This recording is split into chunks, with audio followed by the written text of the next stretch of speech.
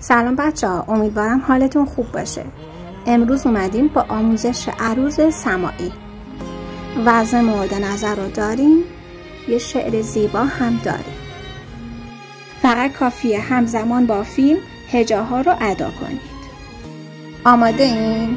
3 2 1. چه شد که بار دگر یاد آشنا کردی؟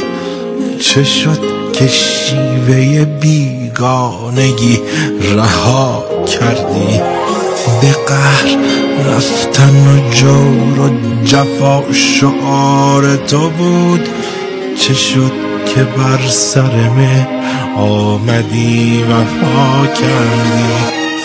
منم که جور و جفا دیدم و وفا کردم، تویی که مهر و وفا دیدی و جفا کردی.